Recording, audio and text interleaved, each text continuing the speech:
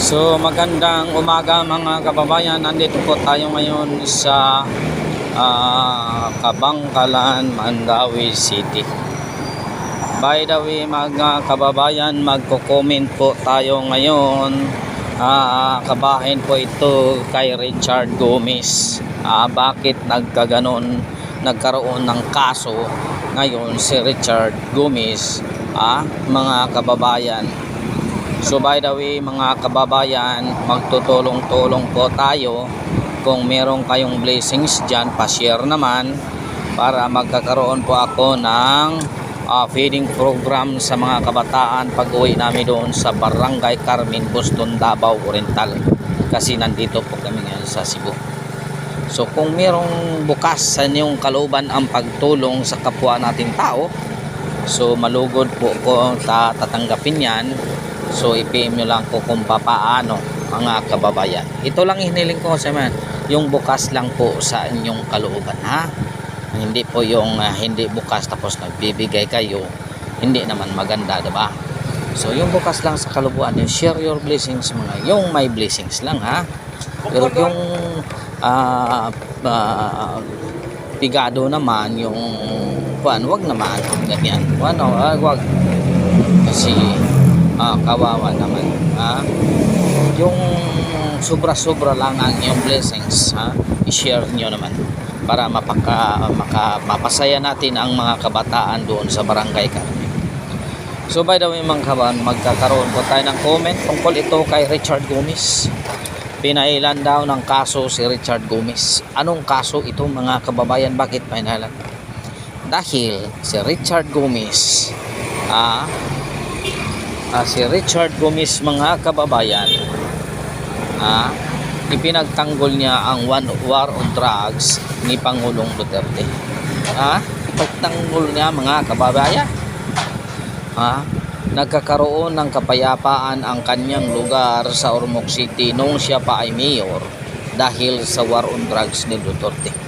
Yung mga adik-adik doon, yung mga drug lords doon natuid dahil sa batas na ipinatupad ng ating Pangulo.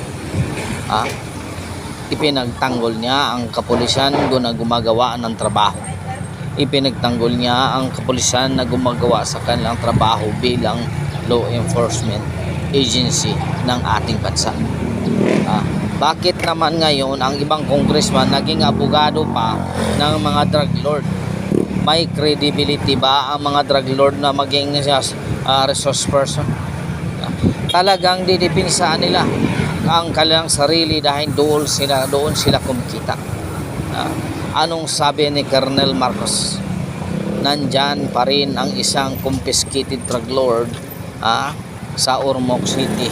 Nandyan pa rin sa listahan. Ibig sabihin hindi pa rin nagbabago. Ano abante? Huling-huli ka sa sarili mong bibig, di ba?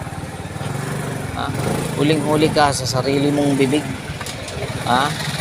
na talaga hanggang ngayon patuloy pa rin ang illegal na kalakalan.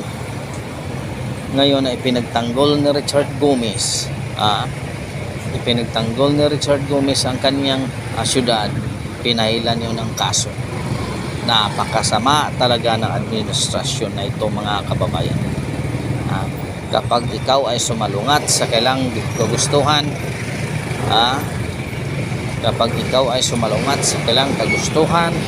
ay talagang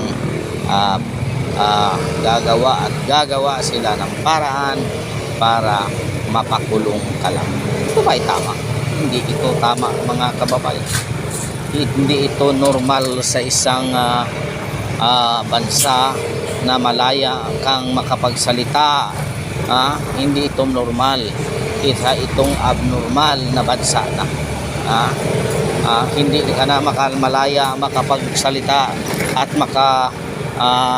at sagutin ang mga anumang kamalian ng administrasyon na ito. Bakit? Sa payong palagay mga kababayan, mga kaisuunan, ito ba ang balayang bansa?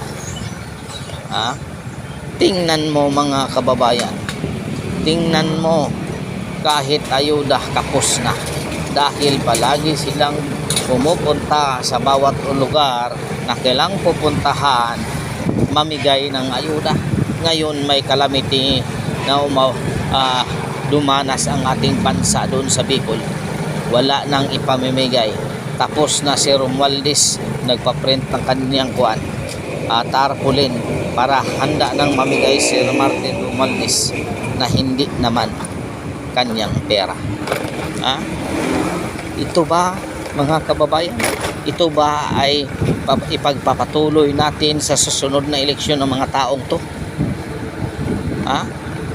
Huwag natin ibigay ang ating puso sa taong ganyang klaseng mamamahala sa ating bansa. Mga kababayan, huwag nating ibigay sa kanila. Bumoto tayo based sa ating evaluation sa bawat politiko. Iboto natin yung taong may nagawa na kahit hindi nangangailangan at magpasikat pa. Sino yun ang ating kailangan na talagang lumalaban sa ating bansa? Itong mga tao na line up ng PDP laban, Pastor Apollo Kibuloy, Marcolita, Bongo, De La Rosa, Philip Salvador, Panilio, o sino pang Beck Rodriguez. Ito ang mga taong to na handang tumulong sa ating karapatan. Ito ang mga taong to na handang dipinsaan ang ating mamamayan. Ay talagang batas ang gagawin nila para sa mamamayan, hindi batas na para lang sa pansariling interes ng bawat politiko. Tingnan mo si Richard Gomez. Sinupalpal ang Tuadcom, ngayon may kaso na. Itong Tuadcom binubuo ng mga hindi abogado at nag-iimbestiga para na sila ng hustisya, sila ng huwis, sila na ang judge. Kailangan sumagot ka sang-ayon sa kanilang katanungan. Hindi salungat sa ilang katanungan ay talagang itong Tuadcom na ito ay source of contempt.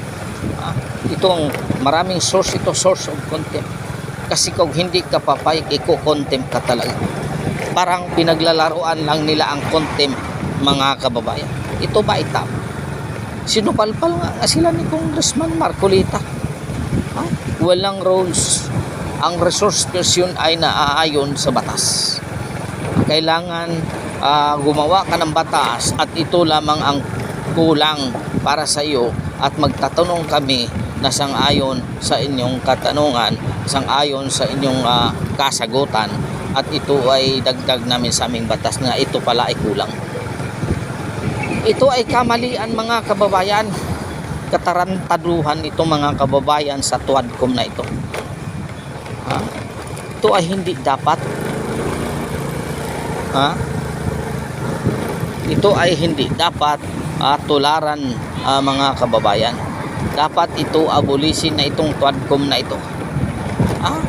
Ilang araw na silang nag-imbestiga, wala pang nagawang batas. Halos lahat ng buong Pilipinas gawing resource person para lamang i-down ang mga Duterte. Yun ang katotohanan, mga kababayan. Hindi batas ang pakay nila, kundi pabagsakin ang mga Duterte. Paano mo pababagsakin na ang taong bayan?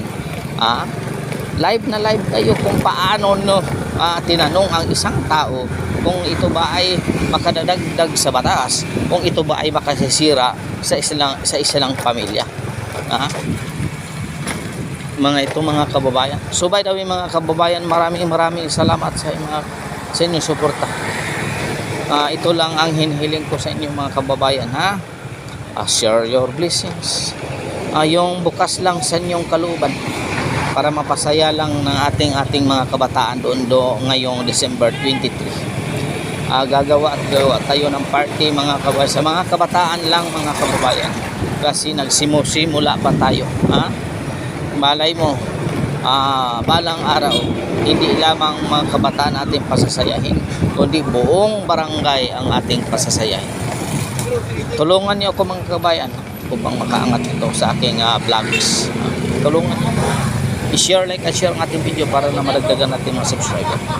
Maraming salamat. God is good all the time. All the time, God is good. With senior kanina, tanan mga kababayan.